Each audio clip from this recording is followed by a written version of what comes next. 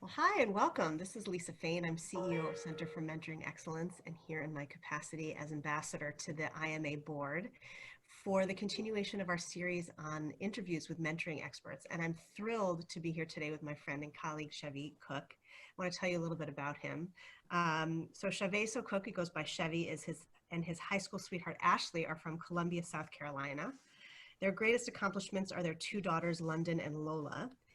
And he's the co-founder of the not-for-profit Military Mentors, which I'm so thrilled to be a part of. He's an Army officer, U.S. Army officer with 17 years of service after graduating from U.S. Military Academy. He is all but dissertation on his PhD at Tufts University as of just this last week. And he's doing his studies in character development. He's a visiting researcher at Harvard's Kennedy School. He has his master's both from the University of Texas at El Paso and Columbia University.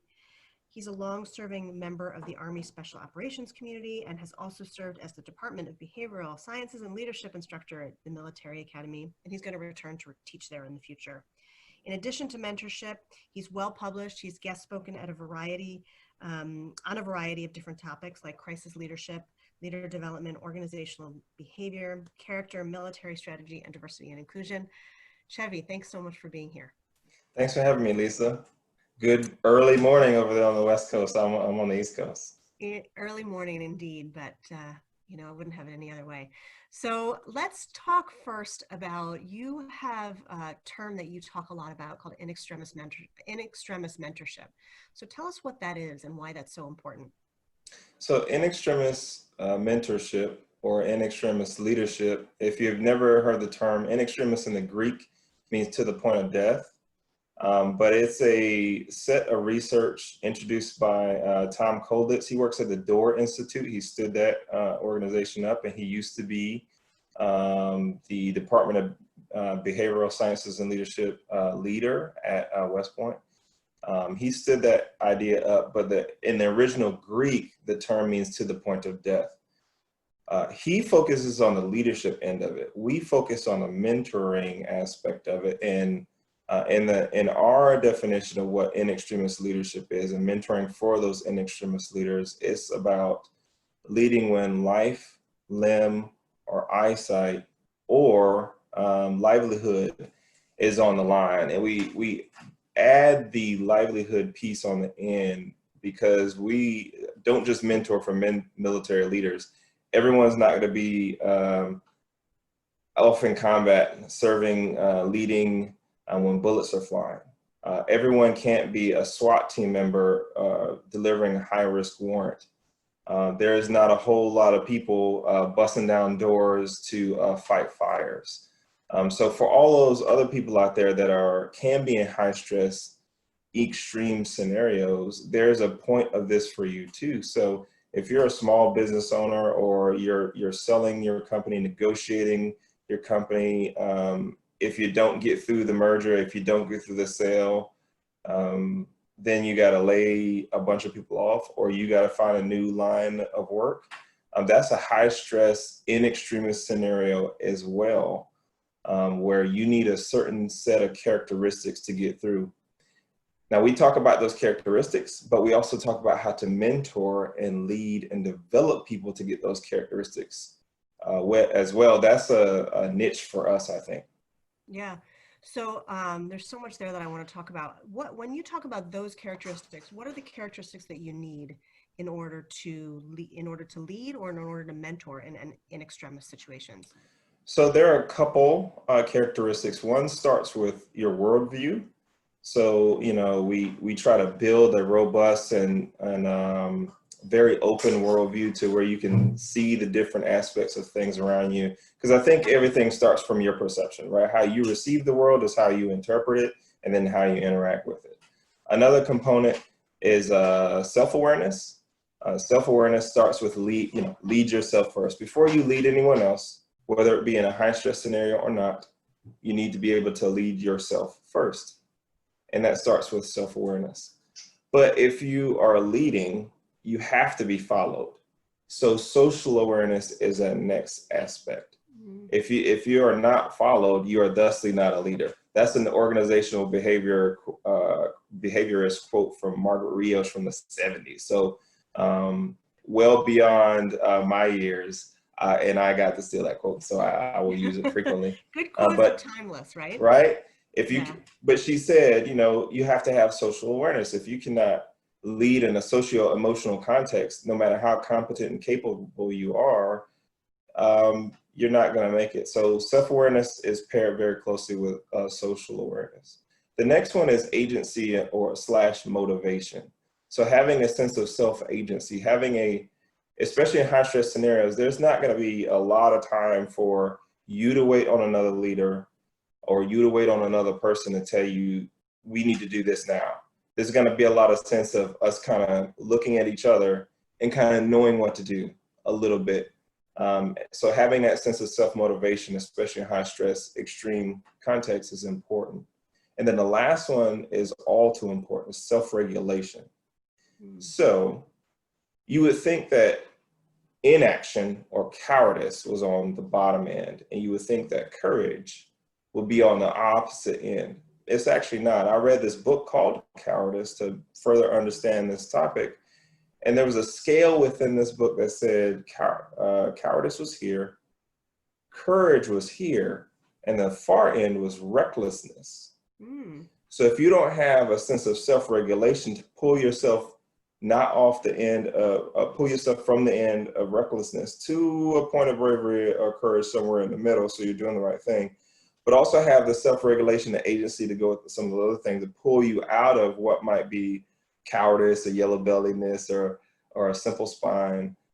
You need that self-regulation to keep yourself in that middle phase somewhere, because unfortunately when things happen, you know, all your emotions rise up, your cortisol levels rise up, your anxiety rises up, and your adrenaline rises up, and it's hard to make decisions. So that self-regulation piece is not the gas pedal or the brake, it's actually the clutch.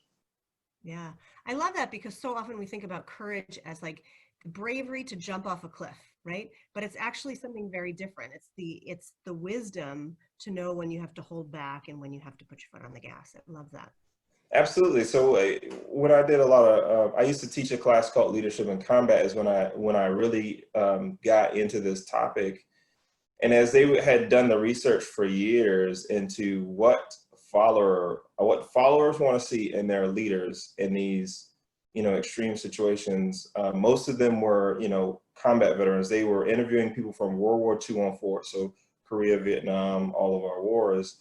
And you would think that the number one thing they were checking off, like, I need to see bravery, courage, and my leadership. That was not the case. It was actually competence. So a person willing to be wise, like you just said, in situations that were difficult, in situations that were placing people's life in jeopardy.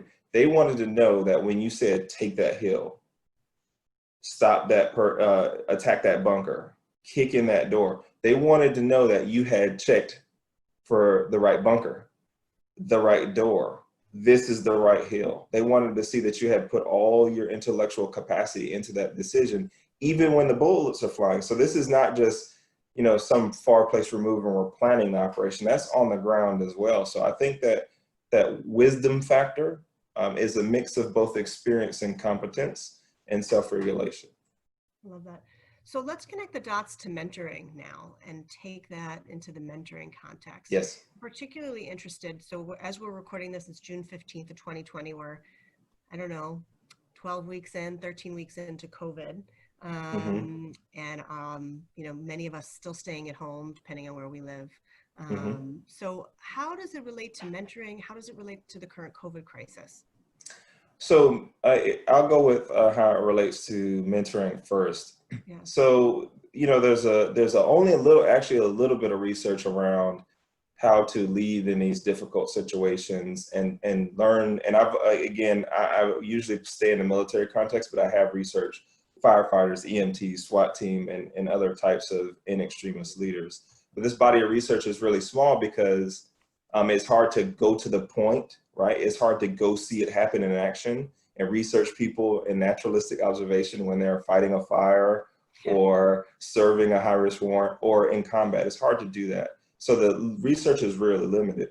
There is practically no research on how to mentor and develop individuals for that scenario, which is why we took this challenge on and have published a couple papers, peer-reviewed papers thus far on the idea, and have come up with a theoretical concept of how this happens from my experience in the special operations community and my experience researching this topic. So mentorship comes in because you need the ability to find individuals who have the knowledge, skills, and abilities to lead, to be in these situations, and you need to be able to develop them up. You need to be able to build them up, just like you would build up a CEO, just like you would build up somebody else for another situation. These folks need to be built up as well. And having the ability to focus on both career and psychosocial aspects of mentoring for these folks is very important. Now, what we've argued from MM, our stance on in extremis leadership and mentoring for it is that you actually need to focus more on the psychosocial side of things, talking about Kathy Cram's work, than the career aspects, right? The career aspects, they'll come, but for these in extremis scenarios, for living through the difficulty, you have to prepare them before. On occasion, you have to develop them during, if you're actually on or in the site with them where the in extremis stuff is happening. But if you're not there, you would definitely have to help them on the back end, right? Mm-hmm. Talk about those psychosocial aspects, pull them back off of the place of trauma, if it may be, and help them work through that so they can grow. That's why I think the mentorship aspect is very important for this. Now, take it forward to COVID and crisis response. I heard a great quote a long time ago that if you can't become in 30 minutes what you haven't been for 30 years. Okay? So the leadership that's happening right now across the nation, across the world, in this COVID crisis is the leadership that has been there for the last 30 years. And you know, leadership has swapped out, people have swapped out, but if you think about organizational culture, there's a certain set of leadership in the organization that a person might find themselves leading in. And mentorship, the building up of individuals that can be prepared for these situations. The people who are leading well right now, I guarantee you they had good mentors. I guarantee you they had good mentorship. I guarantee you they had good teaching and coaching and sponsorship along the way as well. And that's why it's important, because the ability to lead and get through these situations doesn't happen when the crisis is here. It starts way back then when we need you to be a developer and be connected. Yeah, 100%. You know, it's so interesting because as the word that keeps flashing in my brain as you're talking is risk-taking, risk-taking, risk-taking, risk-taking, risk-taking. And one of the things, you know, as you know, I'm not a member of the military. Mm-hmm. And, you know, we non-military members we think of risk-taking as something that's dangerous. We think of risk-taking as something to avoid. We never flex our risk-taking muscle unless we have a healthy mentoring relationship where that's really encouraged, right? Yes. In contrast, in some ways, to I think it's much more overtly encouraged to take healthy risks in the military because it's a necessity for survival, right? Yes. So that's something that I think civilians can really learn from members of the military of how, and mentors can learn about how to create great environments and mentoring relationships. Is how do you create that a safety net? You know? So yeah, and so me and my daughter, we have this kind of motion. We do this in the house. Yeah. It's called sharpening the saw or sharpening the knife, right? Yeah. There's a level of sharpening that happens if you put yourself in a place of I will call it creative friction. That's another kind of way I like to look at risk, right? You have to put yourself in a place of friction to be sharper, to be changed, right? When you're molding, when you're making a sword, for example, you don't take it out of the heat, you know, hit it on the anvil a couple times and it's done. No, you have to reshape it, reheat it, cool it back down, rinse, recycle, repeat. You have to go back into the fire to get the sharpest blade, to get the strongest blade. And I really do think that's what risk can do. It can put you in a place where this is a little edgy, no pun intended, right? This is a place that is different. This is a place of the unknown. And if you go back to some of those principles that I was talking about very early on in this conversation, that's where you can really get that self-awareness. Okay, where are my limits? That's where you can also get those ideas, those aspects of social awareness. Okay, now that I'm acting this way, my cortisol levels are up, my fear is up, my adrenaline is up. How are people interpreting my leadership? Go back to self agency and motivation. Okay, now when the chips are down or things are hitting the fan, can I push through? Can I help others push through? And that last piece, the self-regulation piece, right? When things are awry, am I able to navigate through all the emotion? Well, that comes from being in tight, maybe even some loose situations sometimes, meaning tight on the side of, man, if I don't thread this needle, I don't get through it. Loose sometimes that there's so many things in the environment that are ambiguous and I got to navigate through this. It takes that little bit of risk, that sometimes a lot of bit of risk for you to figure out those aspects of yourself. I think it's very, very important. Yeah. So one of the things that my younger daughter and I are doing during this COVID crisis is we're making our way through all the Tom Hanks movies. And we watched Apollo 13 not too long ago. And, you know, I think the first time I saw it, I certainly was not in the mentoring business, but now watching them, I'm always on the lookout for things in movies that relate to my own life. And I was so struck by the idea of simulation, right? I mean, I'm sure you're no stranger to this at all, Chevy, because you're in the military and you do simulations all the time. But one thing that we don't do enough in the business world is the idea of simulations, which they did in Apollo 13. They're in the pit, right, simulating the worst that could go wrong, right? How are you going to behave in that in extremis situation? Right. I think as I'm putting the pieces together and connecting the dots as we're talking here, the idea of simulation and mentorship is really, really important to help get ready for those extreme situations. I couldn't agree more. I couldn't agree more. One of the things we talk about, one of the pieces of our model is the Center for Creative Leadership in North Carolina. They came up with a model for developmental experiences. They came up with 3 components. You assess, you challenge, and you support. So the challenge piece is what we're talking about right now, putting them in the scenario where this is the growth opportunity, or this is your chance to sharpen the saw. And it's so important to make it realistic. There's one thing to sit around a coffee table, right, and talk about certain scenarios, which helps. I really do think that helps. You know, what would you do if this happened? You know, and ask all the questions that peel off that onion. But I think it's also important to actually put people in situ, as it's called in the literature, put them actually in the scenario. There's been many times in my military career, similar to what you saw in the movie theater, where I was put in the context before the context ever arose. For example, we were going to go on a deployment overseas, and we needed to know be better shooters. So the assessment piece was, hey, let's go out to the range and see what kind of shooters we are. Static range, the target's at a situation situated away from us at a static point, and you just kind of lay down on the ground and aim and fire. That's one way to learn how to shoot, but that's just the assessment piece. The challenge for us was, let's make this scenario realistic to what you may see. So here's my realistic scenario. I was literally in training. I'm in the back of a vehicle. We are trailering another vehicle to make it seem like that other vehicle is in hot pursuit. We have bashed out the rear window. I have a weapon. I'm shooting into the other windshield as we're turning and jumping and bouncing all over. Of course, it's jocular as I'm trying to fire into this other window. There are 2 dummies in both the passenger and the driver's seat, and there's a target on the face and a target on the chest. Now, if you've never shot in those scenarios, it's fairly difficult. Not only is the movement of the vehicle making it change, but the angle of the windshield and the fact that the windshield is a couple layers thick means it doesn't blow out, it just shatters, so it's hard to see through. And then the glass, because it's so thick, is making your bullets do interesting things, right? They kind of careen off in different ways, they ricochet in different ways.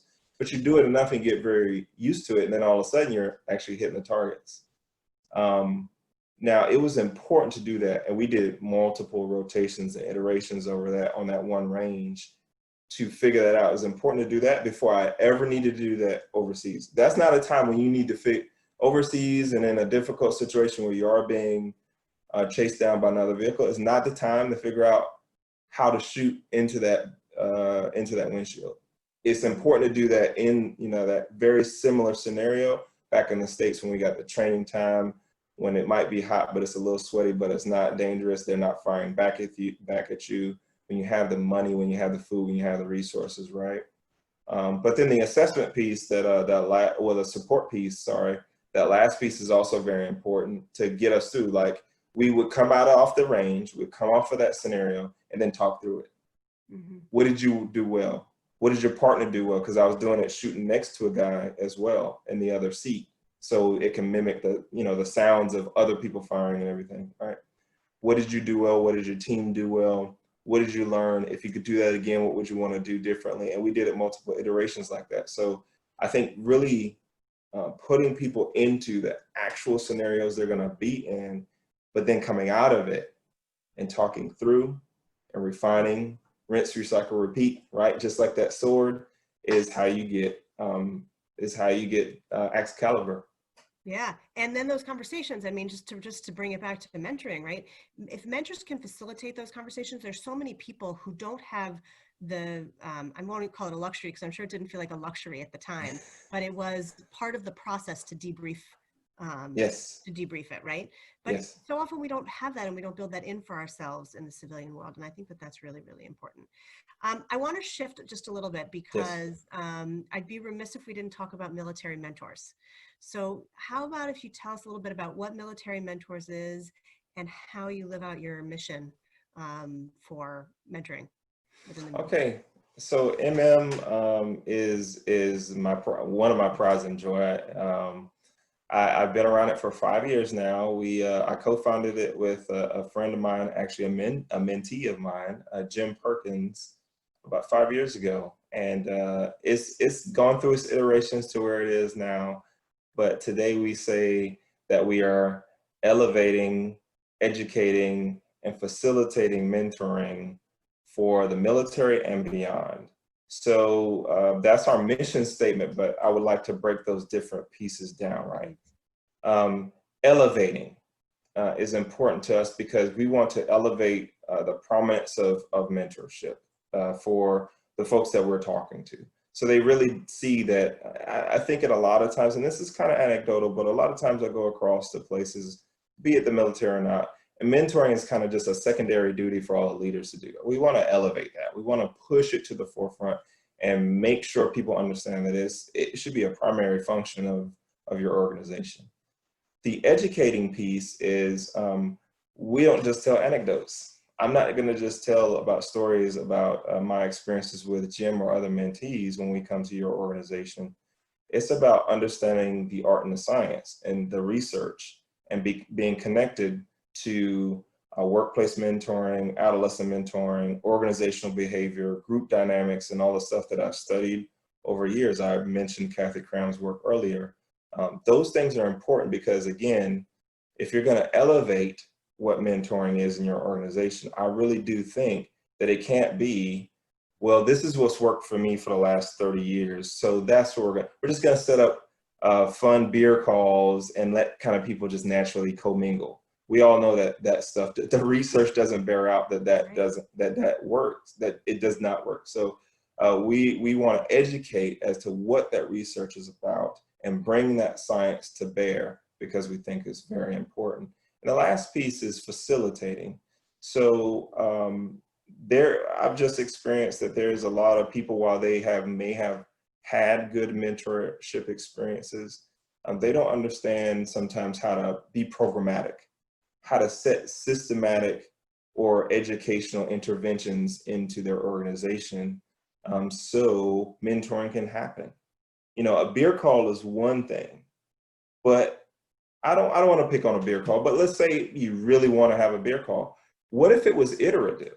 What if we're going to have a beer call every month And at that beer call, we're going to also lay out these kind of things. We're going to always talk about these topics. We're going to always have this set agenda of things, et cetera, et cetera. We put some thought into it, some systematic thought into it. So we would like to, we try to help people facilitate mentoring in their organization that's apt and appropriate for whatever they may have, but also get them to see that they can facilitate it too, right? You don't need, while I want you to bring me on, you don't need us for the rest of your life to run your mentoring program, because we can help you set up what right looks like for your organization, for your demographic, for your people, and then continue to facilitate it in the future. And then that last piece is about for the military and beyond. We focus on the military first because I'm an active service member, and we have a bunch of people who are active on our board. And we think, you know, we should start at home, right? I should try to fix the issues that I see in the home team, but we want to also push it beyond, right? So we work with civilian organizations as well, because what we want to do is take our best ideas and our best components from this military leadership, from the mentoring we've learned in the military, and then take it out there to the civilian world. Because I think, though it may not be one for one, we can definitely learn from each other. And if we can learn best practices from the military with regard to, you know, leadership and training and stuff like that, we definitely can do it for mentorship too. So we don't just limit ourselves to interacting with military organizations. We work with civilian entities as well. So that's just a little bit about us. Awesome. Tell us a little bit about the emissary program. Oh yeah, so we started something called the emissaries, and we changed the spelling a little bit, added 2 M's, capitalized to the very beginning of it, because MM stands for, that's what we, everyone that loves MM are military mentors. We call it MM for short. So the emissary program is a cohorted leadership program that we run for 6 months, where we meet through webinar. We were doing webinars before webinars became popular. Just to, you know, work with people across, and we have people in Alaska and people all across all kinds of different time zones, all kinds of leaders. And they're junior leaders. So some of our youngest leaders are in their mid-20s and they've just started a military career. And some of our senior leaders are in their mid-40s and are at the tail ends of their career, at least as in the military is concerned. For the military folks, we have some civilians as well. And the emissary program, on one end, can be seen very simply as a brand ambassador, right? Someone who understands what we do, our style of mentoring, our style of educating, elevating, and facilitating mentorship. But it's also beyond that. So what we're taking is folks who have already shown a capacity for leadership, have already shown a capacity for denting the universe wherever they are, and we give them a certain set of skills to make them better at universe denting.